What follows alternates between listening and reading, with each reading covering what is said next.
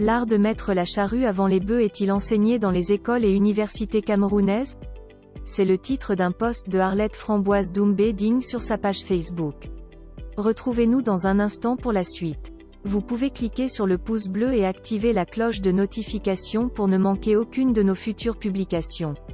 Voici les détails de son post dans son intégralité. L'art de mettre la charrue avant les bœufs est-il enseigné dans les écoles et universités camerounaises? Dans ce pays où le paysage routier est des plus sinistrés et où des pistes tiennent lieu de routes nationales, on veut construire les péages routiers avant de construire les routes. On voulait y organiser la CAN avant la construction des stades et autres infrastructures pourtant indispensables à l'organisation de cet événement.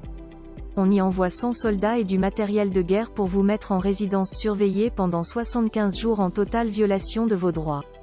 Puis un beau jour on lève la mesure et annonce qu'une procédure est en cours qui permettra de savoir ce qu'on vous reproche. On y a proclamé la démocratie sans avoir endigué la pensée unique et la tradition des mascarades électorales. Un peu comme s'il suffisait de proclamer la démocratie pour être une démocratie. On veut que le peuple s'unisse contre les sécessionnistes qui tirent argument des frustrations de l'injustice pour mener leurs actions.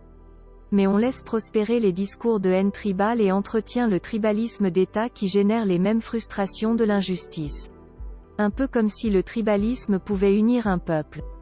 En somme, un anachronisme répugnant érigé en mode de gestion d'un pays qui chaque jour se déchire et s'enfonce désespérément dans les abysses de la pauvreté. Un anachronisme est là défendu par un groupe qui se comporte comme un troupeau imperméable au bon sens. Comme dit le vieil adage, débattre ou argumenter avec un tel troupeau c'est comme jouer au damier avec un pigeon.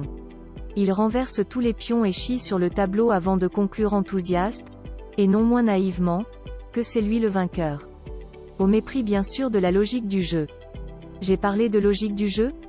J'oubliais que la logique est insensée pour un troupeau. Veuillez prendre 3 secondes pour liker la vidéo et la partager. N'oubliez pas de vous abonner à la chaîne YouTube Camer TV Info. À bientôt pour de nouvelles publications. #AndAnglophone génocide.